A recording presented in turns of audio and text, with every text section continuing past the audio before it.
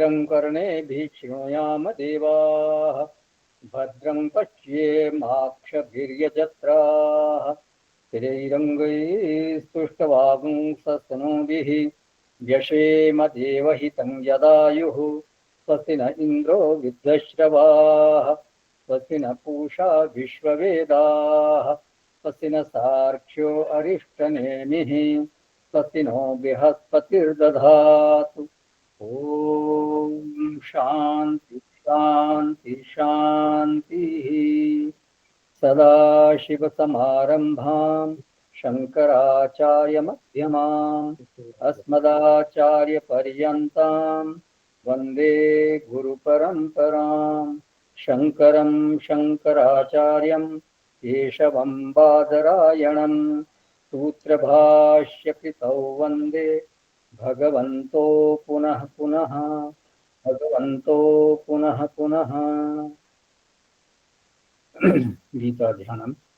ओम पार्थाय प्रतिबोधितां भगवता नारायणेन स्वयं व्यासेन ग्रथितां पुराणमुनिना मध्ये महाभारतम् अद्वैतामृतवर्षिणीं भगवतीम् अष्टादशाध्यायिनीम् अम्ब त्वामनुसन्दधामि भगवद्गीते भवद्वेषिणीम्।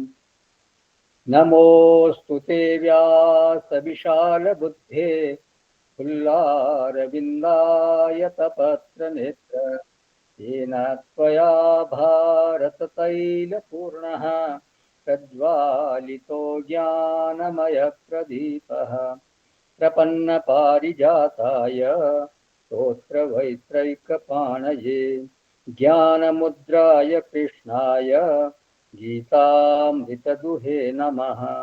सर्वोपनिषदो गावो दोग्धा गोपालनन्दनः पार्थो वत्सः सुधीर्भोक्ता दुग्धं गीतामृतं महत्।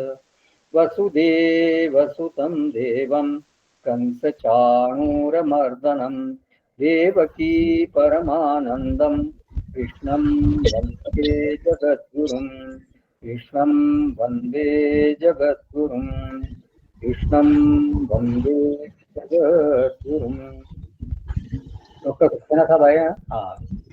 हाँ प्लीज। मेरे राम तेरा नाम मेरे राम तेरा नाम तेरा नाम तेरा नाम सीताराम सीताराम। श्वासों की माला पे श्वासों की माला पे सुमिरूं मैं तेरा नाम तेरा नाम तेरा नाम तेरा नाम मेरे राम।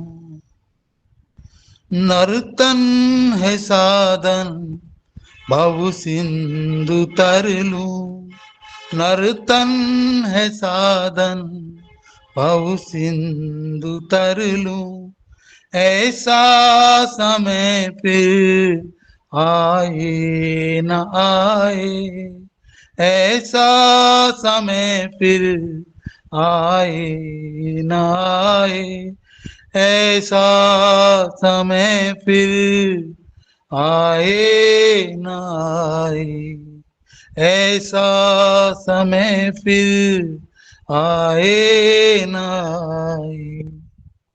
तेरा नाम सीताराम सीताराम। हरि ओम तत्सत।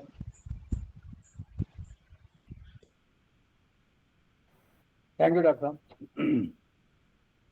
तो 4 विषयों पर श्रद्धा के अनुसार त्रिगुण के अनुसार भगवान मीमांसा करते हैं। चार विषय मतलब आहार, यज्ञ, तप और दान। तो वो इसलिए कर रहे हैं ताकि राजसिक और तामसिक आहार, यज्ञ, तप, दान आदि का त्याग हो सके। मतलब राजसिक और तामसिक का त्याग करना है और सात्विक का ग्रहण करना है। तो केवल सात्विक का अनुष्ठान करने में हम लोग समर्थ हो जाएंगे अगर हम राजसिक और तामसिक का त्याग कर देंगे। तो भोजन के प्रकरण में भगवान ने सात्विक भोजन में 10 लक्षण बताए थे। आयु, सत्व, बलारोग्य, सुख, प्रीति, विवर्धना। फिर तस्याः स्निग्धः स्थिरा हृदयाः। तो इसमें पहले जो 6 हैं वो तो परिणाम है, ये इस बारे में चर्चा हो चुकी थी। रस्या, स्निग्धा, स्थिरा, हृदया, ये जो 4 हैं वो भोजन करते समय भोजन की अनुभूति है। पहले आयु, सत्व गुण को बढ़ाने वाला है, आयु को बढ़ाने वाला होता है, बल को बढ़ाने वाला होता है, आरोग्य को देने वाला होता है, और सुख को बढ़ाने वाला होता है, और प्रीति कारक होता है। तो ये तो उसके परिणाम है। और रस्यः, स्निग्धः, स्थिरा, हृदया, ये 4 भोजन करने के समय उसकी अनुभूति बताई। तो ये 10 लक्षण वहां बताए। तो ऐसा जो षड्रस संपन्न भोजन हो, वो चिकनाई वाला हो, स्थिर रहने वाला हो, और मन को प्रिय लगने वाला हो, वो सात्विक कहलाता है। अच्छा, इसी में जब अति हो जाती है, षड्रस संपन्न तो है लेकिन उसमें अगर अति हो गई तो फिर वो भोजन राजसिक की श्रेणी में चला जाएगा, वो तामसिक नहीं रहेगा। इसमें कटु, अम्ल, लवण और तीक्ष्ण जो राजसिक भोजन बताया गया उसमें 4 रस तो बताए हैं, कटु, अम्ल, लवण और तीक्ष्ण। मतलब कड़वा होता है, खट्टा होता है, नमकीन होता है, और वो तीखा होता है, मिर्ची आदि इसमें मसाला ज्यादा होता है। फिर इसमें एक मीठा, ये इसमें एक मीठा और कषाय, ये इसमें नाम नहीं दिया भगवान ने, यहाँ उल्लेख नहीं है। तो माने राजसिक जो भोजन है वो 4 रस की प्रधानता वाला है, और 4 रस भी तब जब वो अतिशयता से ज्यादा हो, बहुत अधिक मात्रा में हो, तब वो राजसिक बनेगा। उसमें मीठा बहुत कम होगा या नहीं होगा, और जो कसाय है, रस है, वो भी इसमें नहीं होगा। इस तरह से भगवान यहाँ बता रहे हैं। तो अति शब्द के लिए भाष्यकार ने लिखा, अति शब्द कट्वादिषु सर्वत्र योज्य। जो अति कटु या अति तीक्ष्ण जो है वो हर एक के साथ जुड़ेगा। मतलब अति कड़वा, अति खट्टा, अति तीक्ष्ण आदि। तो जब अतिशयता की मात्रा इन 4 रसों में हो जाती है तो वो हमारे भीतर जो रजोगुण है उसको वो संतुष्ट करता है, उसको वो सेटिस्फाई करता है। जब हमारे भीतर राजसिक स्थिति होती है तो फिर ऐसा भोजन राजसिक स्थिति वाले को प्रिय लगता है, और हमको वो फिर तृप्तिकारक लगता है। अगर मेरी राजसिक स्थिति है तो मैं जब राजसिक भोजन करूंगा तभी मुझे तृप्ति मिलेगी, अदरवाइज नहीं मिलेगी। तो हमारा मन ऐसा भोजन मांगता है, और यह सभी का अनुभव है। जिस तरह की स्थिति, अगर कोई सात्विक व्यक्ति होगा तो फिर उसको सात्विक भोजन ही पसंद आएगा, और राजसिक होगा तो फिर वो राजसिक भोजन पसंद करेगा। बहुत बहुत मिर्च मसाले वाला होगा, बहुत ज्यादा खट्टा या तीक्ष्ण, जिस तरह से भी हो वो उसको पसंद आएगा। तो हमारा मन ऐसा है कि जब जो राजसिक अगर मन है तो फिर राजसिक भोजन, और सात्विक मन है तो फिर सात्विक भोजन, और तामसिक मन है तो फिर तामसिक भोजन ही। अभी जैसे बहुत से ऐसे मांसाहारी व्यक्ति होते हैं और मदिरा पान करने वाले होते हैं, उनको उसी तरह का भोजन पसंद आता है। दूसरा ये सात्विक भोजन वो क्या कहते हैं, वो कहते हैं क्या घास फूस खाते हो तुम लोग। तो अपना अपना जिसकी जैसी स्थिति वैसा उसको भोजन प्रिय होता है। तो अब ये जो अति शब्द है ये भी सबका अपना अपना है। ये अति शब्द सापेक्ष है। अति की कोई हर एक के लिए कोई निश्चित मात्रा नहीं बताई जा सकती। मतलब हर एक की अपनी अपनी अलग अलग मात्रा है, सबके लिए अलग अलग होगा। लेकिन कटु चाहिए, लवण चाहिए, खट्टा चाहिए और तीक्ष्ण चाहिए, तो चारों इसमें होगा, और वो अति मात्रा में होगा राजसिक भोजन में। तो ये हमारे भीतर जो रजोगुण है उसको तृप्ति करता है, और तृप्ति के जरिए कदाचित उस रजोगुण को भी वो पुष्ट करता है, बढ़ाता है। तृप्ति भी करता है और रजोगुण को पुष्ट भी करता है। इसलिए भगवान भाष्यकार ने 7वें श्लोक की संगति में ये बात कही थी कि परिवर्जनार्थम, मतलब इसको जान करके राजसिक और तामसिक भोजन के क्वालिटी को जान करके, इसके गुणों को पहचान करके इनका त्याग करना चाहिए एक साधक को। अब इसमें दो चीजें और हैं। रुक्ष, रुक्ष जो है वो स्निग्ध का विपरीत है। जैसे रुक्ष, तीक्ष्ण रुक्ष विधायी ना, ऐसा बोला। तो रुक्ष, रुक्ष मतलब जो इसका स्निग्ध का विपरीत है, मतलब वो चिकनाई वाला होता है सात्विक भोजन, और ये रूखा सूखा होता है, चिकनाई नहीं है। फिर अति उष्ण है, ये बहुत गर्म होता है, भाप निकलता हुआ होना चाहिए। तो इसका परिणाम क्या होता है? विदाहीनः, पूरे देह में अग्नि तत्व को ये बढ़ाने वाला होता है। राजस्य आहाराः इष्टाः, राजसस्य आहाराः इष्टाः, जो राजस लोगों का इष्ट होता है वो उनकी इच्छित, उनका इच्छित भोजन यही होता है, उनको ये वांछित होता है। स्वास्थ्य की दृष्टि से इसका परिणाम क्या निकलता है? बोले आमय प्रदाह, ये रोग बढ़ाने वाला होता है। फिर चित्त में सत्व को घटाने के कारण इसमें सत्व की मात्रा घट गई, सत्व गुण की मात्रा कम हो गई, इसलिए ये दुख कारक होता है। क्योंकि सत्व गुण जो है वो सुख को बढ़ाने वाला होता है। सत्वम सुखे संजयति, 14वें अध्याय में बोला भगवान ने। तो इसलिए ये दुख कारक होता है। सत्व गुण का समन करने वाला होने के कारण, सत्व गुण को न्यून करने वाला होने के कारण ये राजसिक भोजन जो है वो दुख का और शोक का हेतु बनता है। अब ये शोक का हेतु कैसे बनेगा? बुद्धि में राजस की वृद्धि से संकल्प जो होंगे बुद्धि के भीतर वो राजसिक होंगे, इच्छाएं जो है वो राजसिक होंगी, विचार राजसिक होंगे, कर्म भी राजसिक होंगे। ये आगे आएंगे 18वें अध्याय में। सात्विक कर्म, राजसिक कर्म और तामसिक कर्म, सात्विक बुद्धि, तामसिक बुद्धि, राजसिक बुद्धि, ये सब आएंगे। तो ये जब सात्विक भोजन, तामसिक भोजन, राजसिक भोजन अगर व्यक्ति करेगा तो उसके सारे कर्म भी राजसिक होंगे, उसकी बुद्धि राजसिक होगी, हाँ, और उसकी धृति राजसिक होगी, विचार राजसिक होंगे। और इनके दूरगामी जो परिणाम है वो शोक को प्रकट करने वाले होंगे और रोग को बढ़ने से दुख होगा, पाचन आदि में बाधा पड़ने से दुख होगा। यहाँ भगवान जो है वो उन्होंने दुख और शोक को अलग अलग उल्लेख किया है, दोनों शब्दों को अलग अलग बोला है। तो इसलिए दोनों का भेद हमारे को देखना चाहिए। जैसे मूलतः दुख और शोक जो है वो प्रतिकूल वेदना का नाम है, प्रतिकूल वेदनीयम दुखम। लेकिन अब चूंकि उन्होंने अलग अलग बोला है तो इनका वैलक्षण्य जो है हमारे को समझना पड़ेगा। तो एक तो ये कि व्यक्तित्व राजस हो जाने के कारण बुद्धि राजसिक हो जाती है, और राजसिक बुद्धि जो है वो ये सारी जो प्रक्रिया है राजसिक बुद्धि की वो फिर सब राजसिक हो जाती है, भ्रामक हो जाती है। और कई बार वो बुद्धि जो है सही निर्णय नहीं ले पाती। जो बुद्धि है वो राजसिक अगर होगी तो सही निर्णय नहीं ले पाएगी, या वो उसमें राजसिक बुद्धि में आएगा कि वो जो है वो अयथार्थवत जानाती बुद्धि सा पार्थ राजसी, वो मतलब जो वास्तविकता है वो उसको नहीं जानती, अयथावत जानती है। तो वो निर्णय सही नहीं ले पाने के कारण फिर जो उसका परिणाम होगा वो शोक को जन्म देगी। शोक जो है वो केवल मानसिक स्तर पर होता है, व्यक्ति को कभी शारीरिक शोक नहीं होता, शोक केवल मानसिक स्तर पर होता है।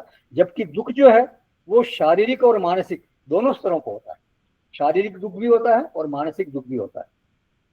अपच हो जाना, रोग आदि का हो जाना, ये शारीरिक दुख है, पूरे अंग में दर्द हो रहा है, मसल्स पेन हो रहा है, हड्डियों में दर्द होता है, जैसे ये शारीरिक दुख है। और मानसिक दुख तो कोई नुकसान हो गया, कोई किसी प्रियजन का विछोह हो गया तो शोक होता है। तो किसी निर्णय से कोई हानि हो जाना, आर्थिक हानि, संबंधों की हानि, तो ये पद प्रतिष्ठा की हानि, ये इससे शोक होता है। तो दुख शोकामय प्रदाह, ये राजसिक भोजन का परिणाम है। अब तामसिक आहार देखें तो इसमें भगवान जो है वो 6 बातें बताते हैं तामसिक आहार में। ये 10वां श्लोक है 7वें अध्याय का, 10th श्लोक ऑफ 17th चैप्टर, 10वां है। यातयामं गतरसं पूति पर्युषितं च यत् उच्छिष्टमपि च मेध्यं भोजनम तामस प्रियम, जो भोजन अधपका, रस रहित, दुर्गंध युक्त, बासी और उच्छिष्ट है तथा जो अपवित्र भी है, वह भोजन तामस पुरुष को प्रिय होता है। तो ये तामस भोजन में 6 बताया है इन्होंने, 6 गुण बताए हैं। यातयामम, गुण क्या मतलब दुर्गुण में समझिए आप। तो यातयामम का भाष्यकार अर्थ करते हैं मंद पक्वम, माने वो भोजन पूरा पका नहीं है, अधपका भोजन है, ठीक से पका हुआ नहीं है। फिर गत रसम, निर्वीर्यस्य गत रसेन, जो रस रहित है और उसमें वीर्य नहीं है, आयुर्वेद की भाषा में इसको निर्वीर्य बोलते हैं, मतलब उसमें वीर्य नहीं है, भोजन में जो है वो बल देने की सामर्थ्य नहीं है, जितनी सामर्थ्य भोजन में बल देने की होनी चाहिए वो उतनी बल देने की सामर्थ्य उसमें नहीं है। फिर वो जो है किसी कारण से उसको ज्यादा जला दिया, ज्यादा दिनों का हो गया, तो वो उसके कारण से वो रसीन हो जाता है, वीर्यहीन हो जाता है। उसमें पुष्टि का तत्व बहुत कम है, मतलब कुल मिलाकर बात यह है कि उसमें पुष्टि तत्व कम है।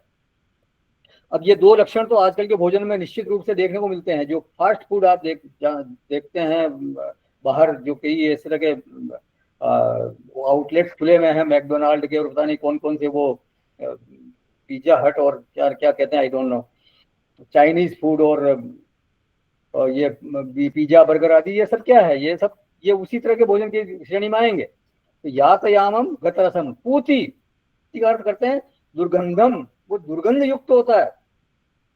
फिर मतलब उसमें ऐसे आप उसको जैसे ही सामने आएगा वो आपको गंध अच्छी नहीं लगेगी। जो सात्विक भोजन करने वाला व्यक्ति, उसको वो गंध पसंद नहीं आ सकती। फिर पर्युषितम पक्वम सद रात्र्यंतरितम च, माने जिसको पके हुए 1 रात्रि बीत गई है, माने वो बासी हो गया, पर्युषितम। फिर आगे है तथा उच्छिष्टम अपि च, मतलब भुक्त शिष्टम अपि, खाने के पश्चात बचा हुआ, माने झूठा भोजन। तो उच्छिष्ट मतलब वो झूठा भोजन है। और अमेध्यम अयार्हम, जो यज्ञ में आहुति देने के योग्य नहीं हो, जो भगवान को भोग लगाने के योग्य नहीं हो, जैसे मांस मदिरा इत्यादि। तो ऐसा भोजन जो है भोजनम तामस प्रियम, वो तामसी मनुष्यों को प्रिय होता है। अब कोई भूख से तड़पता हुआ व्यक्ति है और वो इस तरह का भोजन करे, वो तो फिर भी समझ में आता है, वो उसकी मजबूरी है। हमारे देश में दुर्भाग्य से बहुत से ऐसे व्यक्ति हैं जिनको इस तरह का भोजन करना पड़ता है। बहुत से हैं, आप कचरे में डाल देते हो, भोजन ढूंढते हैं, बहुत से बच्चे देखते होंगे आपको यूट्यूब वगैरह पे दिखते हैं ऐसे दृश्य। तो ऐसे लोग हैं हमारे समाज में ही, गाँव में भी पहले था, हो सकता है आज भी कई गाँव में हो, कि जो हरिजन और ये शांसी या कंजर आदि जातियां हैं, इस तरह के लोग होते थे। वो कोई बड़ा जलसा होता था, कोई बड़ा शादी आदि का कोई समारोह होता था, तो बाहर बैठते थे वो लोग, जहाँ सभा स्थल जो समारोह स्थल था उसके बाहर बैठ जाते थे, और झूठी पत्तलें उठा के उनके पास पहुंचा दी जाती थी, और उसमें से वो झूठा खाना अलग अलग अपने बर्तन रखते थे, उनमें इकट्ठा करते थे और घर ले जाकर फिर उनको उस झूठे भोजन को खाते थे। तो इस तरह का पहले था प्रचलन, अब तो वो ऐसा इतना नहीं है, लेकिन पहले था। फिर तो वो तो बाद में प्रेमचंद आदि जैसे कुछ ऐसे साहित्यकार हुए, उन्होंने उनकी इस तरह के जो तकलीफ थी उसको उन्होंने उजागर किया, तब लोगों में थोड़ी बहुत जागृति आई और फिर थोड़ा बहुत उसमें कमी आई। लेकिन उस समय के लोग इस बात को सहज ही मानते थे कि ये तो इनका काम है, इनको करना चाहिए, इस तरह की बात थी वहां पे। मतलब बहुत संवेदनहीनता समाज में थी उनके प्रति। महात्मा ज्योतिबा फूले जैसे लोग थे, उन्होंने इनके लिए बहुत काम किया। तो ऐसा भोजन करना उन लोगों की मजबूरी थी। लेकिन आज की पीढ़ी में बहुत से, मतलब अभी जो नौजवान पीढ़ी है उसमें तो बहुत से आपको ज्यादातर ऐसे ही लोग मिलेंगे जो कि इस तरह के भोजन को पसंद करते हैं। वो उसके पीछे पागल है एक तरह से समझिए। और यहाँ भोजन, यहाँ भगवान क्या बोल रहे हैं, तामस प्रियम, माने ऐसा भोजन उनको प्रिय है। तो ये भोजन करना उनकी मजबूरी नहीं है, क्योंकि उनको प्रिय है। मजबूरी होती तो फिर कोई दोष की बात नहीं थी, लेकिन जो प्रिय लग रहा है इसका मतलब फिर वो तामसिक श्रेणी में ही उनको मानना चाहिए। और ऐसे लोगों की आजकल बहुत आयत है जिनको तामसिक भोजन प्रिय है दुनिया में। मतलब हमारे देश में ठीक है, बहुत से ऐसे शाकाहारी लोग मिलेंगे जो सात्विक भोजन करते हैं, बाकी अलग दूसरे विदेशों में जाइए आप, अधिकतर लोग आपको इसी तरह के मिलेंगे, मांसाहार उनको बहुत प्रिय होता है, दीरा उनको बहुत प्रिय होती है। तो ये फिर तामसिक की श्रेणी में उनको मानना चाहिए। पिज्जा, बर्गर, ये मोमोज, पास्ता, पता नहीं क्या क्या, मैं बहुत नाम भी नहीं जानता। अब किसी का प्रश्न हो सकता है कि भगवान ने यहाँ भोजन की क्वालिटी बता दी, भोजन का, कि ये बता दिया कि भाई ये सात्विक होता है, राजसिक होता है, तामसिक होता है, लेकिन किसको कितनी मात्रा में लेना है ये बात तो यहाँ बताई नहीं। तो भगवान पहले 6 अध्याय में इसके बारे में बोल चुके हैं, 2 श्लोकों में बोल चुके हैं। नात्यश्नस्तस्तु योगोस्ति न चैकांत मनश्नत न चाति स्वप्नशीलस्य जागृतो नैव चार्जुना युक्ताहार विहारस्य, इस तरह से वहां बोल चुके हैं। न तो बहुत ज्यादा खाने वाले को और न बिल्कुल न खाने वाले को ये योग सिद्ध होता है। माने ये बहुत ज्यादा अगर कोई खाएगा तो भी उसकी योग की सिद्धि नहीं होगी, और बहुत कम खाएगा तो भी उसको योग की सिद्धि नहीं होगी, या बिल्कुल नहीं खाएगा तो उसको योग की सिद्धि नहीं होगी। तो इसलिए इसके लिए क्या करना है, युक्ताहार विहारस्य, उसका जिसका आहार युक्त है, जिसका भी मतलब उसको घूमना फिरना, एक्सरसाइज आदि योग युक्त है, तो मतलब एप्रोप्रिएट वो भोजन करता है, उसके बॉडी का जैसा गठन है, जैसा उसका वजन है, जितना उसकी पेट अलाउ करता है, वो हर व्यक्ति अपने अपने अपनी अपनी मात्रा निश्चित कर ले। ये आप पे छोड़ दिया भगवान ने कि आप अपनी मात्रा निश्चित कर लो, क्योंकि हर एक की मात्रा अलग अलग होगी। हो सकता है किसी को 2 रोटी में संतुष्टि हो जाए, हो सकता है किसी को 4 रोटी भी कम पड़े। तो यह, क्योंकि हर एक का व्यक्ति का ऐसा है कि कोई बहुत ज्यादा श्रम करता है तो उसको ज्यादा भोजन की जरूरत पड़ेगी, कोई शारीरिक श्रम कम करता है तो उसको कम भोजन की जरूरत पड़ेगी। तो हर एक का अपना अपना है। तो ये इसके लिए कोई भगवान ने यहाँ उल्लेख किया नहीं, सबको अपना अपना निश्चय कर लेना चाहिए। तो ये आपके विवेक पर भगवान ने यहाँ छोड़ दिया है, तो भोजन का अपने आप निर्धारण करें। तो ये भोजन का प्रकरण पूरा हो गया। अब यज्ञ का प्रकरण चालू हो रहा है। किसी का कोई प्रश्न है सात्विक, राजसिक, तामसिक भोजन से संबंधित, या कोई इसमें ऐड करना चाहता है? तो फिर दो यज्ञ के छोटे प्रकरण, छोटे हाँ बोलो। 2 छोटे छोटे प्रश्न में, पहला प्रश्न तो ये था कि जैसे आपने युक्ताहार विहार से बोला, तो हाँ, एक तो उसमें फिर अब जैसे जैन साधु होते हैं तो क्या वो उनको योग की सिद्धि नहीं होगी? क्या कह रहे हो? वो तो बहुत जैन साधु होते हैं, उनको क्या योग की सिद्धि नहीं होगी? वो तो बहुत नहीं ही कम नहीं, भोजन करते युक्त आहार वो उनके लिए युक्त है ना। उन्होंने अपना उसी आहार में उन्होंने अपने अपने आप को प्रैक्टिस करके उस हिसाब से ढाल लिया उन्होंने, ठीक बात, उनके लिए युक्त है वो। भाई बिल्कुल ठीक है। हर एक का अपना अच्छा, अपना है। उन्होंने उन्होंने कह दिया मैं एक ही समय भोजन करूंगा, इतना ही भोजन करूंगा, तो इसलिए उनके लिए उपयुक्त हो गया वो।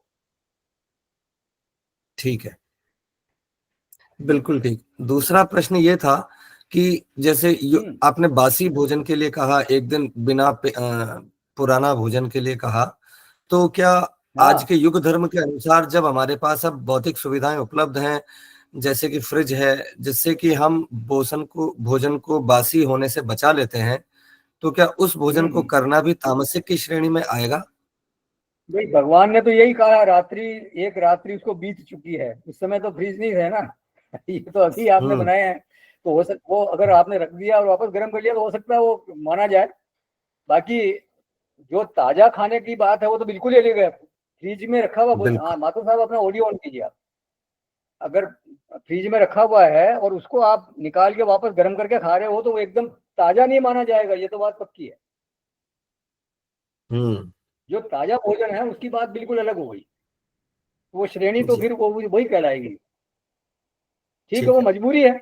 मैंने कहा ना, जो मजबूरी है उसमें खाना पड़ रहा है तो क्या किया जाए, वो तो एक अलग बात होगी। लेकिन वो प्रिय वाली बात हो रही है, मेरे तो ऐसा ठंडा भोजन ही प्रिय है, तो फिर वो तामसिक की श्रेणी में आएगा। मैं निवेदन करता हाँ, सात्विक भोजन में एक तो प्रीति का आपने बताया, प्रीति से क्या मतलब होता है? प्रीति में यह है कि वो उस भोजन में आपको बार बार करने की, वैसे ही भोजन करने की इच्छा हो, मतलब उस भोजन अच्छा के प्रति प्रीति बढ़े। जैसे आप अच्छा मेरे को चूरमा दाल बाटी बहुत बहुत पसंद है, तो जब जी दाल बाटी बहुत पसंद है सपोज, तो जब भी दाल बाटी बनेगी मैं कहूंगा कि मैं तुझको सुबह भी खाऊंगा, भाई रख देना थोड़ी 2 बाटी मेरे लिए, भले वो ठंडी हो गई है तो उसको वापस गर्म करके खा लेंगे, लेकिन खाते हैं वो इसीलिए कि उनको पसंद है, अच्छा तो वो उसमें प्रीति है, भोजन में प्रीति होनी अच्छा चाहिए, ये मुख्य। जी जी। ठीक है। अच्छा, और तामसिक भोजन में आपने फरमाया था पर्युषितम और अमेध्यम, इन शब्दों का थोड़ा वापस बताइएगा। हाँ, पर्युषितम के लिए उन्होंने बोला कि जो भोजन जो है वो रात्रि, एक रात्रि तक हो चुका है, मतलब वो बासी हो गया, ये ना। हाँ, पर्युषितम और मतलब अमेध्यम, पक्वम सर्द अत्यंतरितम, मतलब उसको एक रात्रि बीत चुकी, वो बासी है, पर्युषितम मतलब बासी है। जी। और और अमेध्यम मतलब अमेध्य, वो जो भगवान को भोग नहीं लगाया जा सकता, जो कि यज्ञ में उसकी आहुति नहीं दी जा सकती, वो अमेध्यम कहलाता है। जी ठीक सर। ठीक है साहब। जैसे लहसन प्याज को भी अमेध्यम की श्रेणी में गिनेंगे अपन, क्योंकि लहसन प्याज अगर है तो वो भी भगवान को भोग नहीं लगाया जा सकता, इस तरह से। ठीक तो है। हाँ, आगे चले साहब। जी हाँ, अपना ऑडियो बंद कर लीजिए। अब ये 17वें अध्याय का 11वां श्लोक है, यज्ञ प्रकरण शुरू हो रहा है यहाँ से। अफलाकांक्षिभिर्यज्ञः विधि दृष्टो य युज्यते यष्टव्यमेवेति मनः समाधाय स सात्विकः। जो शास्त्र विधि से नियत यज्ञ करना ही कर्तव्य है, इस प्रकार मन को समाधान करके फल न चाहने वाले पुरुषों द्वारा किया जाता है, वह यज्ञ सात्विक है। तो ये है यज्ञ, सात्विक यज्ञ के बारे में भगवान बोल रहे हैं। ये इज्जते, यह कश्चित मनुष्य है, यह कर्माधिकारी, जिस कर्म में जिसका अधिकार है, क्योंकि यज्ञ के लिए एक अधिकार चाहिए, हर कोई हर हर काम करने के लिए एक अधिकारी होना, उसका उस कर्म में अधिकार होना चाहिए।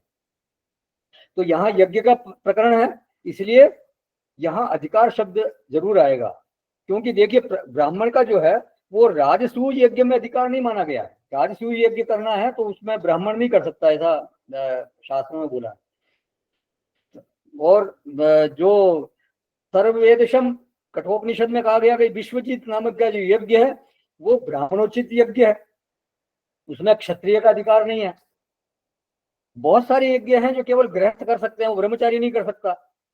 वो यज्ञ केवल ब्रह्मचारी कर सकता है, यज्ञ वो गृहस्थ नहीं कर सकता। इस तरह से यज्ञों का शास्त्रों में अलग अलग वर्णन है।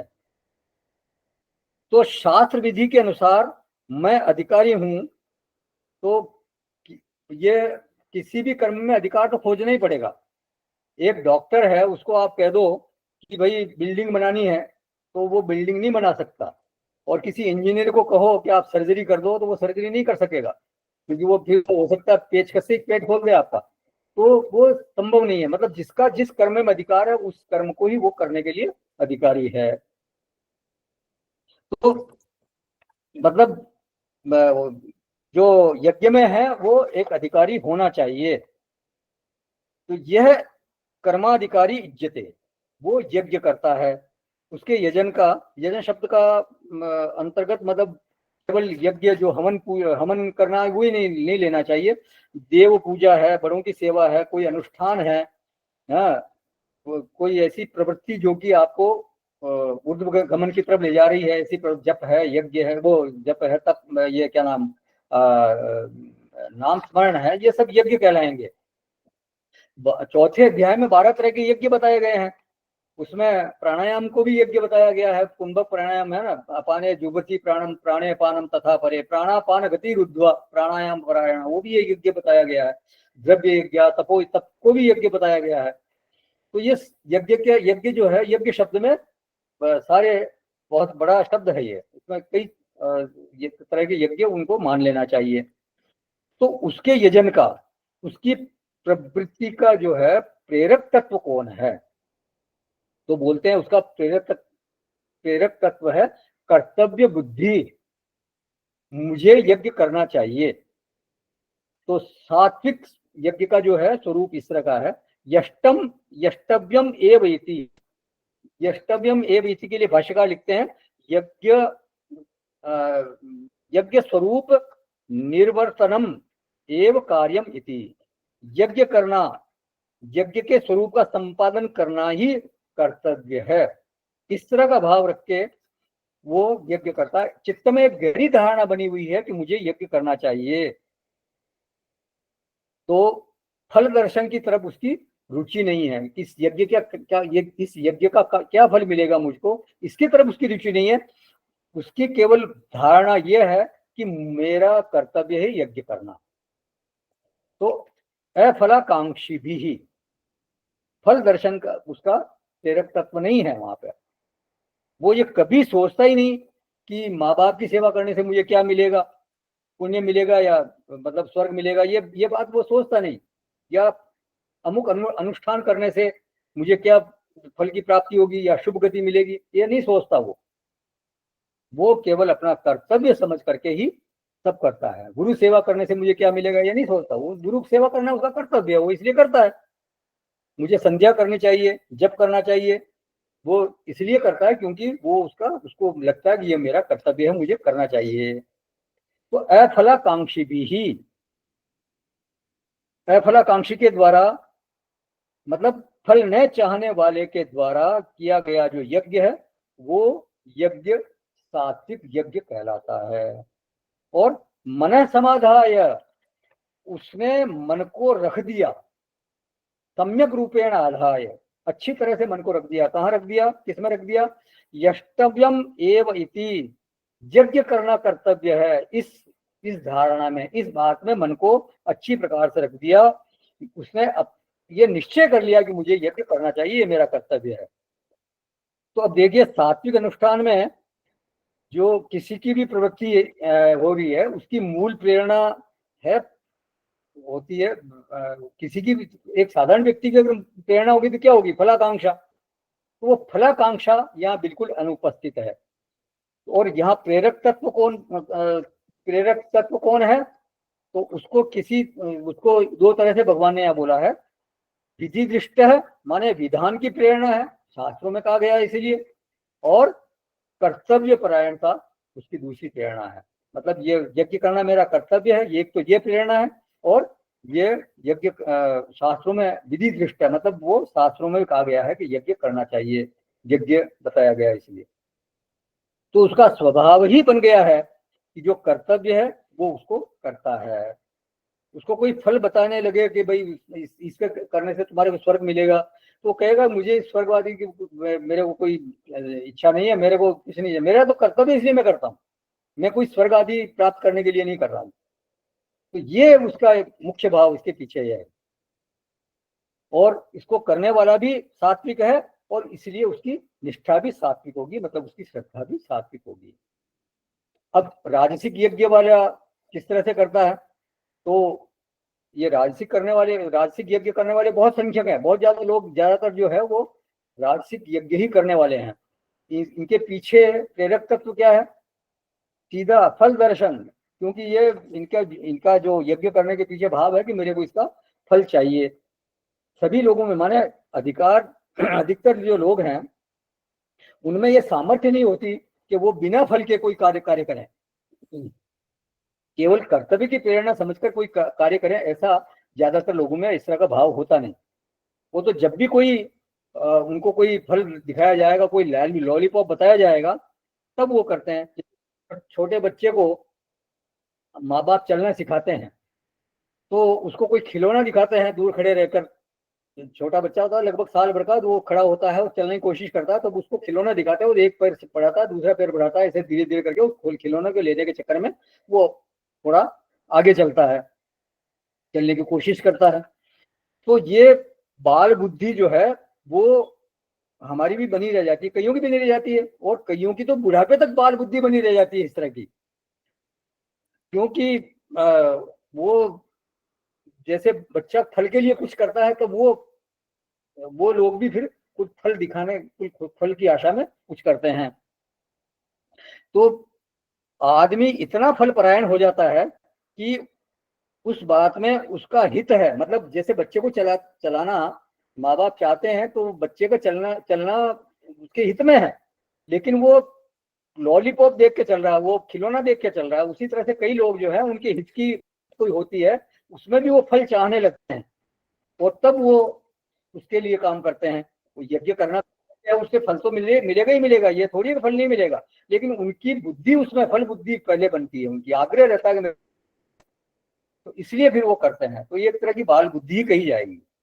एक कोई स्वामी जी थे, उन्होंने एक किस्सा सुनाया था कि कोई एक आदमी कश्मीर गया। कश्मीर हमारा टूरिस्ट स्पॉट है, वहाँ जाते हैं कई लोग, कश्मीर जाते हैं। तो एक टूरिस्ट वहाँ गया तो उन्होंने देखा कि कश्मीरी वहाँ पे खड़ा है, छाया में खड़ा है और ठिठुर रहा है, मतलब उसने जरा नहीं पहन रखा होगा, ठिठुर रहा था। मौसम खुला हुआ था, बाहर धूप भी थी, पास में धूप थी।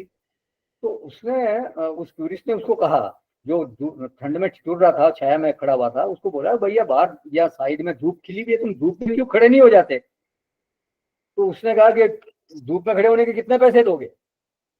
अब धूप में खड़ा होना उसके हित में है, धूप में खड़े होने से उसकी ठंड कम हो जाएगी, उसका ठिठुरना कम हो जाएगा। लेकिन उसने सोचा कि इसमें कोई टूरिस्ट मेरे को धूप में खड़ा होने के लिए कह रहा है, तो इसमें कुछ इसको होगा, कुछ इसको ये कुछ चाहता होगा। तो उसने उससे पूछ लिया कितने पैसे दोगे? अरे भाई तेरे हित में इसलिए कह रहे हैं तू ठिठुर रहा है इसलिए कह रहे हैं, लेकिन वो नहीं समझ रहा। तो ये इस तरह से भाव जो है कर्तव्य पालन का भाव नहीं है, वो फल के पीछे दौड़ रहा है व्यक्ति, तो वो राजसिक फल वाला यज्ञ है। तो ये 11वां श्लोक है राजसिक यज्ञ के लिए। सात्विक यज्ञ के बारे में किसी का कोई प्रश्न है क्या, कुछ ऐड करना? नहीं तो 11वें श्लोक में चलेंगे, नहीं 12वें श्लोक में सॉरी, 12वां श्लोक 17वें अध्याय का। अभिसंधाय तु फलम दंभार्थमपि चैव यत् ते भरत श्रेष्ठ तम यज्ञम विद्धि राजसम। परंतु हे अर्जुन, केवल दंभाचरण के लिए अथवा फल को भी दृष्टि में रखकर जो यज्ञ किया जाता है, उस यज्ञ को तू राजस जान। तो अभिसंधाय तो फलम, फल का अभिसंधान करके, फल को दृष्टि में रख करके, फल को ध्यान रख करके जो प्रवृत्ति होती है, भगवान ने कहा दूसरे अध्याय में, मां कर्म फल हेतुर्भु, तुम्हारे कर्म का जो हेतु है फल नहीं बनना चाहिए, मतलब फल के हेतु से कर्म नहीं करो तुम, ये दूसरे अध्याय में कहा। लेकिन व्यक्ति जो है, जो राजसिक व्यक्ति होगा, वो तो फिर फल को दृष्टि में रख करके ही कोई प्रवृत्ति करेगा। तो यहाँ यज्ञ भी जो अगर करेगा तो वो ये भाव रख के करेगा कि मुझे क्या मिलेगा। तो हे भरत श्रेष्ठ, तुम तो श्रेष्ठ हो, जो कुरुवंशियों में तुम श्रेष्ठ हो, भरत वंशियों में तुम श्रेष्ठ हो, तो तुमको तो श्रेष्ठ का ही वर्णन करना चाहिए। तो इस तरह से भगवान ने एक तरह से अर्जुन को सावधान कर दिया कि तुम श्रेष्ठ का वर्णन करो। किसी का ऑडियो ऑन हो गया, ध्यान रखें, ऑडियो बंद करें। तो जिस यज्ञ का अनुष्ठान फल की प्रेरणा से किया जाता है वो राजस यज्ञ है। जब इज्जते फलम अभिसंधाय, जो करता है वो अपने को पहले फल से जोड़ता है कि मेरे को इसमें क्या फल मिलेगा, ये सबसे पहली शर्त हो गई। और फिर बाद में वो अनुष्ठान करता है, तो पहले उसका संबंध फल से बन जाएगा, उसके बाद वो अपना कर्म करेगा, फिर अपने आप को कर्म से जोड़ेगा। तो अभिसंधाय तो फलम। फिर क्या होता है कि शास्त्र में लिखा है कि वो उसको फल नहीं चाहिए भाई देवे, उसको पुण्य नहीं चाहिए, उसको चित्त शुद्धि नहीं चाहिए, स्वर्ग भी नहीं चाहिए, कोई बात नहीं। फिर वो क्यों यज्ञ करेगा? बोलते हैं दंभार्थम। उसका दूसरा प्रेरक तत्व है दंभ। तो कर्म की प्रेरणा दो बन गई। एक तो सबसे पहले बन गई यज्ञ किस लिए कर रहा है, फल को दृष्टि में रख करके। फिर दूसरा जो है वो है दंभ, माने दिखावा, कि मैं जो यज्ञ कर रहा हूं ऐसा यज्ञ किसी ने नहीं किया 10-10 कोस दूर तक, या आसपास के शहरों में किसी ने यज्ञ नहीं किया, तो उस प्रेरणा से वो यज्ञ कर रहा है। तो विधि दृष्टि या विधि सम्मत जो है वो वहां उसकी प्रेरणा नहीं है, वहां जो है वो कर्तव्य बुद्धि उसकी प्रेरणा नहीं, उसकी प्रेरणा है फल और दंभ। लेकिन यज्ञ हो रहा है विधि विधान से, ये ध्यान रखें यहाँ पे, वो ब्राह्मणों द्वारा ही यज्ञ संपन्न करवाया जा रहा है, यज्ञ में किसी प्रकार की कोई कमी नहीं है, यज्ञ बिल्कुल ठीक हुआ है, लेकिन प्रेरक तत्व जो है वो वहां कर्तव्य बुद्धि और वो शास्त्र विधि के बजाय हो गया फल और दंभ। बस यहाँ ये परिवर्तन हो गया।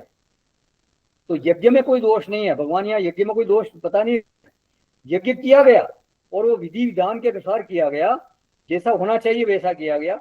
बस बात इतनी है, फलम अभिसंधाय अथवा दप्पार्थम, फल को ध्यान में रखकर किया गया, और या तो फिर वो दिखावे के लिए किया गया कि मैं इस तरह का यज्ञ करता हूं, मेरे जैसा, मतलब मैं बहुत धार्मिक व्यक्ति हूं, ये दिखाने के लिए वो यज्ञ कर रहा है।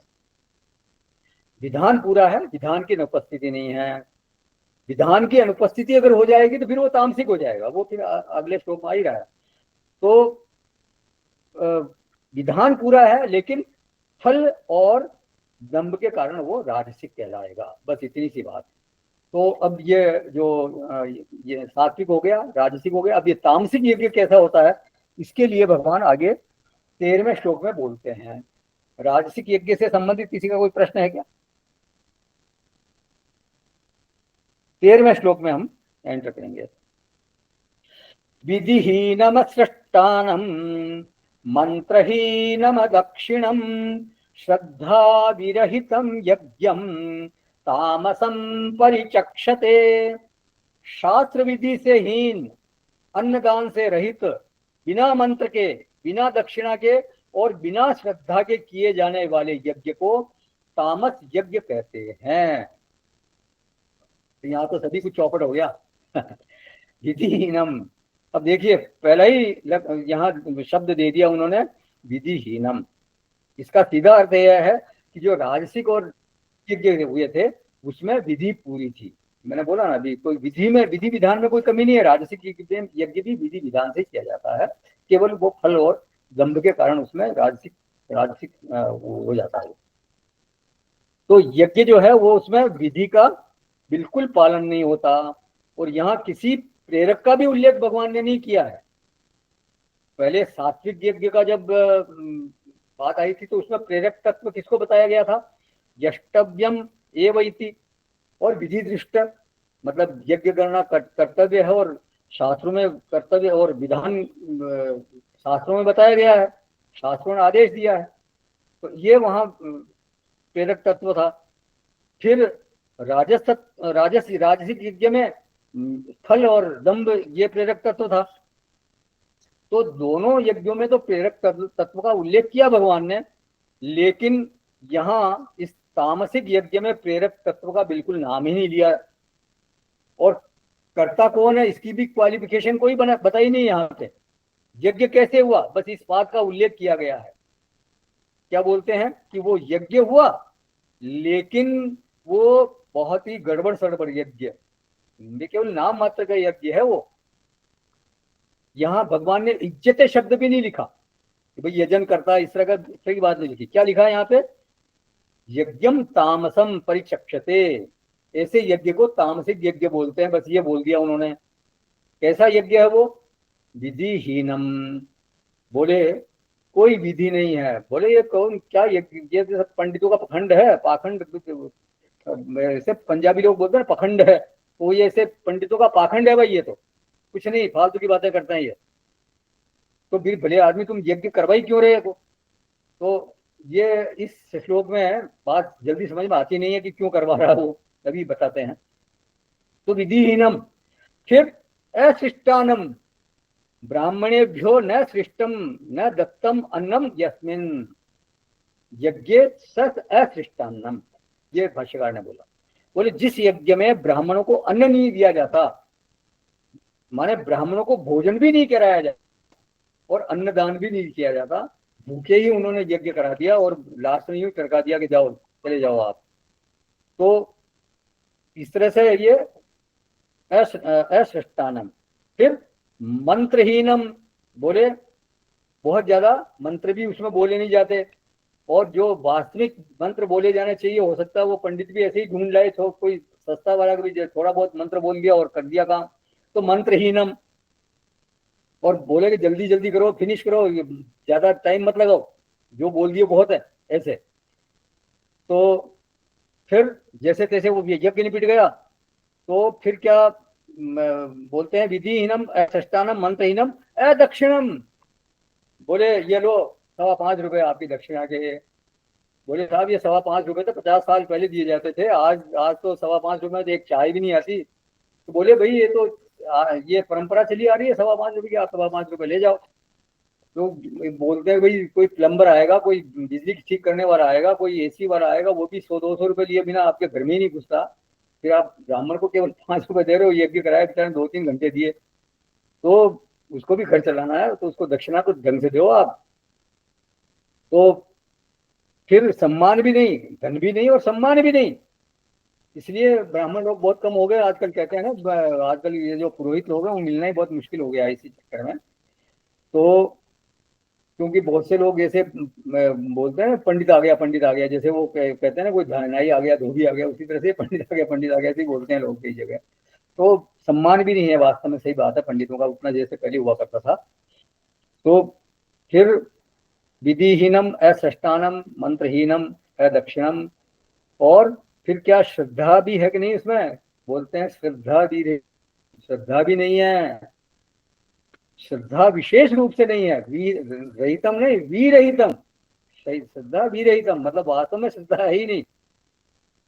तो फिर बताइए इसने यज्ञ किया ही क्यों, जब विधि भी नहीं है, उसमें किसी प्रकार का अन्नदान भी नहीं है, मंत्र भी पूरा नहीं बोला गया है, दक्षिणा भी नहीं दी गई बराबर, और श्रद्धा भी नहीं है, तो यज्ञ किया ही क्यों। फिर इसके प्रेरक तत्व कौन है। भाई कोई आदमी करता है, यज्ञ करता है, तो थोड़ी बहुत श्रद्धा तो होनी चाहिए, वो फिर तभी यज्ञ करेगा, तो श्रद्धा ही नहीं है तो क्यों यज्ञ करेगा। फिर फल की भी वहां कोई बात नहीं की भगवान ने, तो फिर यज्ञ क्यों कर रहा है, कर्तव्य बुद्धि वाली भी कोई बात वहां नहीं है। तो प्रेरक तत्व बिल्कुल गायब है, तो फिर प्रेरक तत्व नहीं है, और उसके बजाय फिर वो विधिहीन है, वो असृष्टानम है, मंत्रहीनम है, अदक्षिणम है, तो यज्ञ किया क्यों, ये बात किस तरह से समझे हम, उसके यज्ञ के पीछे उसका प्रेरक तत्व कौन है। तो हमारे स्वामी जी ने बताया, पूज्य स्वामी सुबोधानंद जी ने, तो भाई मेरे को एक बात समझ में आती है कि उसने यज्ञ इसलिए किया केवल लोक लाज के कारण यज्ञ किया, कि लोग क्या कहेंगे, कि भाई पिताजी की मृत्यु हो गई है और ये पिंडदान भी नहीं करवा रहा है, या उनका श्राद्ध कर्म नहीं कर रहा है, तो लोगों के दबाव में आके, समाज के दबाव में आके वो इस तरह का यज्ञ करता है। भाई तो मतलब उसको कोई श्रद्धा आदि नहीं है, उसको कर्तव्य वाली बात कोई है नहीं, उसको और कोई फल भी नहीं चाहिए, लेकिन चूंकि ऐसा प्रेशर है, समाज का प्रेशर है, इसलिए वो यज्ञ करता है। क्योंकि अगर मैं ये पिंडदान आदि नहीं करूंगा, श्राद्ध आदि नहीं करूंगा, तो लोग क्या कहेंगे, ये कैसा कंजूस आदमी, कैसा बिल्कुल बेकार आदमी है कि अपने पिताजी मर गए, माताजी मर गए और उनका पिंडदान भी नहीं करवा रहा, या मतलब बिल्कुल कितना कृतज्ञ है, इस तरह की बात कहेंगे मेरे लिए। तो इस भाव में वो करता यज्ञ करता है। तो श्रद्धा विरहितम, जैसे तैसे हो गया, जान छूटी। तो ये पांचों बातें जो है वो तामस यज्ञ में होती है। तो ये केवल देखा जाए तो नाम का यज्ञ है, यज्ञ कहना भी इसको नहीं बनता, लेकिन भगवान ने इसको यज्ञ का नाम दे दिया है। वास्तव में यज्ञ तत्व इसमें होता नहीं। पहले जो 2 यज्ञ हैं वो विधि विधान पूर्वक किए जाते हैं, केवल प्रेरक तत्व के भेद से उसके स्वरूप में भेद हो जाता है, एक सात्विक हो गया और एक राजसिक हो गया। लेकिन तामसिक यज्ञ में तो इन सभी तत्वों का अभाव है, न विधि है, न प्रेरक तत्व है, न श्रद्धा ही है। लेकिन अर्जुन ने तो क्या पूछा था, ये शास्त्र विधिम उत्सृज्य यजन्ते श्रद्धया अन्विताः। तो तामसिक वालों में तो शास्त्र विधि का उत्सर्जन तो है ही है, शास्त्र विधि तो फॉलो हो ही नहीं रही है, श्रद्धा भी तो नहीं है। तो यहाँ तो श्रद्धा का स्वरूप फिर तामसिक ही कहा जाएगा, पक्का बिल्कुल तामसिक श्रद्धा हो गई। तो आहार हो गया, यज्ञ हो गया। अब तीसरा यज्ञ जो विषय लेते हैं भगवान वो है तप। तो ये सबसे बड़ा विषय है यहाँ पे। पहले बात इस बारे में अपन चर्चा कर चुके हैं। इसमें 8 श्लोक रखे हैं भगवान ने। 2 श्लोक पहले तप के आ चुके हैं, 5वां और 6वां श्लोक वहां बताया जा चुका है। तो सबसे पहले 5वें 6ठे श्लोक में बात हो गई थी, शास्त्र विहितम घोरम तप्यन्ते तपोजना दंभ अहंकार संयुक्ता काम राग बलान्विता कर्षयन्त शरीरस्थम शास्त्र विहितम घोरम तप्यन्ते तपोजना दंभ अहंकार शास्त्र विहितम घोरम तप्यन्ते तपोजना मैं आ गया मेरा। और फिर कर्षयन्त शरीरस्थम भूतग्रामम अचेतसः। तो इस तरह से राजसिक और तामसिक तपों के बारे में वहां बताया दिया था। अब यहाँ 4 श्लोक जो है वो सात्विक तप के बारे में बता रहे हैं भगवान। तो सात्विक तप के 3 धरातल यहाँ बताए हैं, शारीरिक, वाचिक और मानसिक। तो 3 धरातल पर सात्विक तप किस तरह का होगा, तीनों धरातलों पर उसकी बात यहाँ भगवान कर रहे हैं 4 श्लोकों में। तो ये 14वां श्लोक जो है वो शरीर के सात्विक तप के बारे में है, 17वें अध्याय का 14वां श्लोक। अभी तक की चर्चा में किसी को कुछ पूछना है या ऐड करना है? नहीं तो अब तप के प्रकरण में हम प्रवेश करेंगे, सात्विक तप के प्रकरण में। तो ये 14वां श्लोक है 17वें अध्याय का। देव द्विज गुरु प्राज्ञ पूजनम शौचमार्जवम ब्रह्मचर्य महिंसा च शारीरम तप उच्यते। देवता, ब्राह्मण, गुरु और ज्ञानी जनों का पूजन, पवित्रता, सरलता, ब्रह्मचर्य और अहिंसा, ये शरीर संबंधी तप कहा जाता है। शारीरम तप उच्यते, ये शरीर का तप कहा जाता है। ध्यान रखें, ये जो शारीरम तप है ये सात्विक की बात है, जैसे मैंने बताया ये सात्विक तप की बात हो रही है यहाँ पे। पहले तामसिक 5वें 6ठे में बोल चुके हैं। तो घोर तप, ये तप घोरम बोला ना, तप्यन्ते तपोजनाः शास्त्रविहितम घोरम, घोर तप बताया। तो वो तामसिक तप है, राजसिक तप है। तो तप वह चीज है जो जीवन को ऊर्ध्वमुखी बनाती है। मतलब तप जो है व्यक्ति में होना चाहिए। पहले भी बात हुई थी कि जो ब्रह्मा जी है वो तप के द्वारा सृष्टि की रचना करते हैं। जो कई जो काम है वो तप के द्वारा होता है। दुनिया में भी जो व्यवहार है उसमें भी, व्यवहारिक जीवन में भी कई बार गृहस्थ को भी तप करना पड़ता है। देखिए जैसे बच्चों का लालन पालन है उसमें उसको तप करना पड़ता है, कष्ट सहना पड़ता है अपने कर्तव्य के पालन में। बिजनेसमैन है, उसको अपने बिजनेस बढ़ाने के लिए तप करना पड़ता है। हो सकता है उसको सुबह जल्दी उठकर कहीं जाना पड़े बाहर सौदा बेचने के लिए, तो वो भी तप है। तो जो तप है उसमें कष्ट सहन तो बिल्कुल मुख्य चीज है ही है। और ये जो सात्विक तप है ये जीवन को ऊर्ध्वमुखी बनाने के लिए होता है। और तप का उल्टा होता है पत, मतलब जीवन में अगर तप नहीं है तो वो जीवन को पतन की ओर ले जाएगा। तो तप में कष्ट तत्व जो है वो तो थोड़ा सा रहता ही रहता है। अपनी रुचि के विरुद्ध जाना, अपनी अनुकूलता को छोड़कर कुछ करना, ये तप में एक तरह से अंतर्भूत ही है। मतलब अत्यधिक कष्ट सहना नहीं, थोड़ा कष्ट सहना, मतलब वो तप का थोड़ा कष्ट, तप के अंदर कष्ट का एलिमेंट तो थोड़ा होगा ही होगा। जो सात्विक तपस्वी है वो कष्ट सहता है, अत्यधिक नहीं, लेकिन अपनी अनुकूलता की वो उपेक्षा करता है। कष्ट की परिस्थिति का निर्माण करके कष्ट सहना वो तप नहीं कहलाता, पहले भी बात हो चुकी है। तो वो सात्विक तप नहीं है, वो राजसिक तामसिक वाले करते हैं।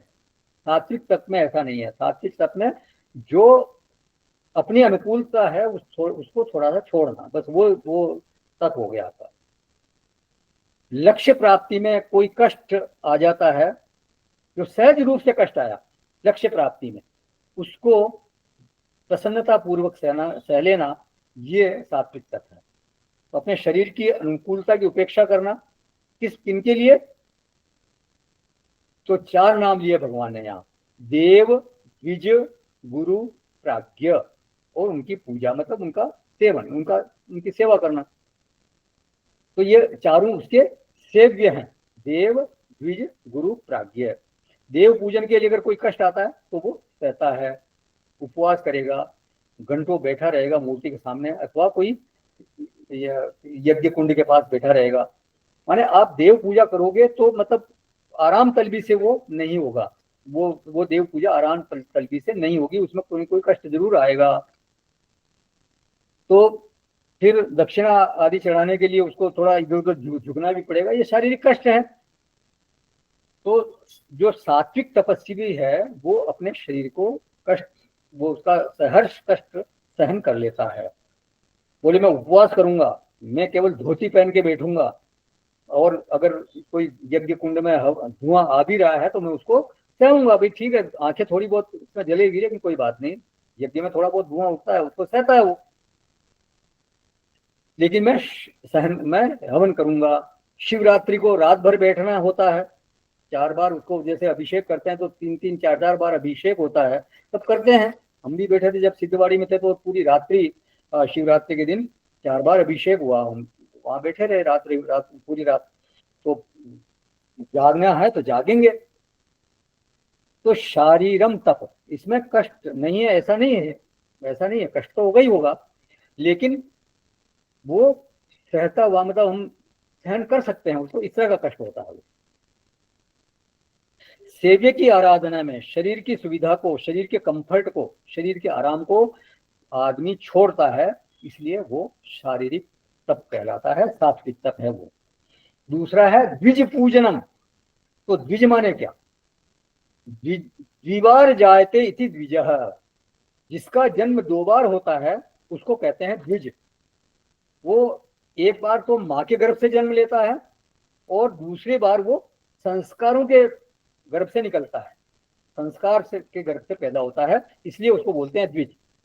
समाज में जो शिष्ट व्यक्ति है, जो विद्वान व्यक्ति है, सुशील है, सुसंस्कृत है, सम्माननीय है, उसको कहेंगे द्विज। द्विज माने केवल ब्राह्मण नहीं, मतलब ब्राह्मण भी है द्विज कहलाता है, लेकिन द्विज में बाकी ये जितने मैंने बताया, विद्वान होगा, सम्मानित व्यक्ति होगा, एक अच्छा पढ़ा लिखा व्यक्ति होगा, वो द्विज कहलाएगा। संस्कारिक व्यक्ति होगा वो द्विज कहलाएगा। 3 वर्ण जो है वो द्विज माने गए हैं, ब्राह्मण, क्षत्रिय और वैश्य। ये तीनों वर्ण जो है इसमें ये परंपरागत जो अर्थ है उसका द्विज का यही है। इन तीनों वर्णों को बोलते हैं द्विजाति। तीनों में षोडश संस्कार का विधान है। षोडश संस्कार जो होते हैं गर्भाधान संस्कार, जातकर्म संस्कार, आगे फिर वो विवाह संस्कार आदि जितने संस्कार है वो सब इनमें तीनों वर्णों में माने गए हैं और वो द्विज कहलाते हैं। दक्षिण में थोड़ा अलग है, दक्षिण में केवल जो ब्राह्मण है उसको यज्ञोपवीत का अधिकार है, बाकी 3 वर्णों को यज्ञोपवीत का अधिकार नहीं है, ऐसा कहा जाता है वहां पे। मुझे पूरा पता नहीं है, नॉट कंफर्म, लेकिन कहा है, ऐसा कहा जाता है। तो द्विज माने जो सिविलाइज्ड है, जो कल्चर्ड है। तो ऐसा कोई द्विज है उसका पूजन करना। पूजन करना माने उनकी सेवा करना, उनका सम्मान करना, वो आ रहे हो तो उनको लिए रास्ता छोड़ देना। ये बहुत छोटी छोटी सी बातें हैं, लेकिन मतलब ये एक तरह से उनका पूजन ही है। अपने शरीर की अनुकूलता छोड़ देना, तो उसके वो ये सात्विक तप है। फिर पक्षियों को भी द्विज कहा जाता है। देखिए आप, शास्त्रों में ये बातें आती है। पक्षियों को क्यों द्विज कहा जाता है? क्योंकि एक बार तो वो माँ के गर्भ से आते हैं, फिर दूसरी बार वो अंडों को फोड़ के निकलते हैं, तो उनका 2 बार जन्म हुआ, इसलिए उनको भी द्विज बोलते हैं। फिर हमारे दांत को भी द्विज कहा जाता है। दांत भी एक बार जो बचपन के दांत है वो कुछ टूट जाते हैं और फिर दूसरे आते हैं, उनको द्विज कहा जाता है। तो द्विबार जायते इति द्विज है। देव द्विज। फिर हो गए, फिर आते हैं गुरु पूजनम। अब पूजनम शब्द का अर्थ केवल फोटो रखकर पूजा करना ऐसा ही नहीं समझना चाहिए, मतलब वो भी है, लेकिन जब गुरु साक्षात आपके सामने शरीर मौजूद है तो फिर उनकी पूजा करना और उनकी सेवा करना, उनका पैर पाद प्रक्षालन करना, उनके पैर आदि दबा देना, उनके कपड़े धो देना, साफ सफाई करना, उनकी कुटिया का ध्यान रखना, ये सब चीजें हैं गुरु सेवा के अंतर्गत आती है। और जब गुरु नहीं रहे तो फिर उनका फोटो जो है, उनका तस्वीर लगाकर उसका पूजन, उसके सामने बैठकर उनका आराधन करना, उनका स्मरण करना, तो ये भी गुरु पूजन के अंतर्गत आएगा। तो रात दिन उनकी सेवा में रहना, उसमें शरीर को कष्ट होगा, लेकिन वो प्रसन्नता पूर्वक से ना, इसलिए वो सात्विक तप कहलाता है। तो ये ऐसा नहीं कि वो पंचाग्नि जो तप कर रहे हैं, मतलब 5 तरफ अग्नि जला दी गर्मी के दिनों में और फिर उसके बीच में बैठकर तप कर रहे हैं, वो तामसिक तप, राजसिक तप की श्रेणी में आएगा। या सर्दी के दिनों में 100 घड़े ठंडे पानी से स्नान कर रहे हैं, 100 घड़े अपने ऊपर डाल रहे हैं, वो ऐसा वाला तप नहीं। गुरु सेवा का जो फल है वो मुक्ति का गया है, ये बहुत बड़ा फल है, इससे बड़ा फल तो कोई हो नहीं सकता।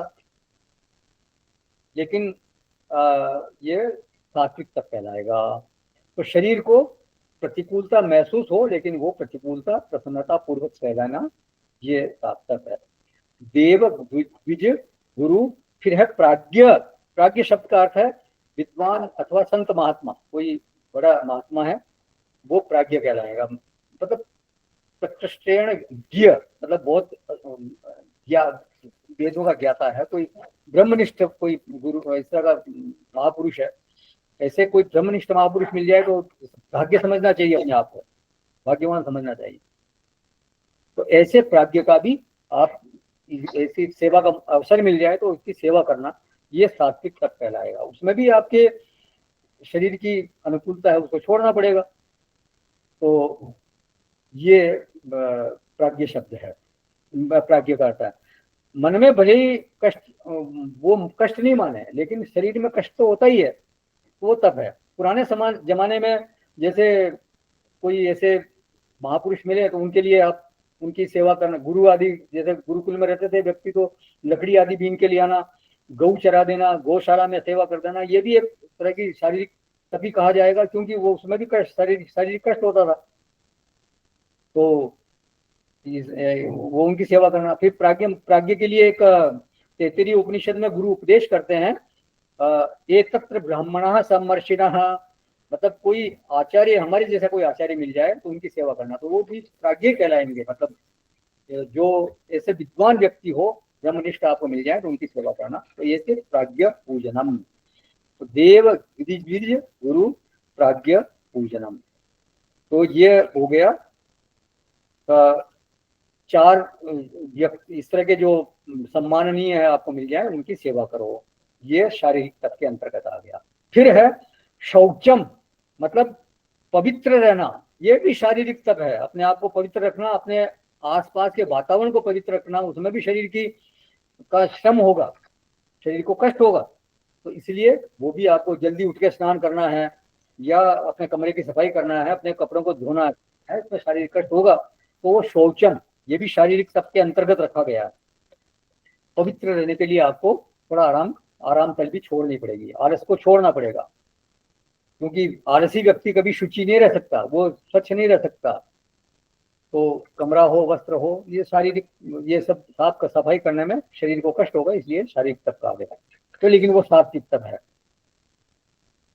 फिर आर्जवम शौचम, आर्जवम मतलब उसमें सरलता होनी चाहिए, चित्त में सरलता होनी चाहिए, उसको भी शारीरिक तप के अंतर्गत रखा गया है। फिर ब्रह्मचर्य, ब्रह्मचर्य शब्द जो है गुरु सेवा के लिए भी आता है। ब्रह्मचर्य मतलब ब्रह्म आचरती, ब्रह्मण आचरती, मतलब उसको भी ब्रह्मचर्य के अंतर्गत लिया जाता है, लेकिन शरीर के द्वारा ही वो ब्रह्मचर्य संपादित होता है, इसलिए उसको भी शारीरिक तत्वों के अंतर्गत रखा गया है। अहिंसा, शरीर द्वारा किसी की हिंसा नहीं करना, मतलब किसी को मारना पीटना नहीं, या शरीर के द्वारा किसी को कष्ट नहीं पहुंचाना, इसको शारीरिक तप कहा गया है। तो पूजनम, शौचम, आर्जवम, ब्रह्मचर्यम, अहिंसा, ये 5 चीजें जो है वो शरीर तप के अंतर्गत आ गई।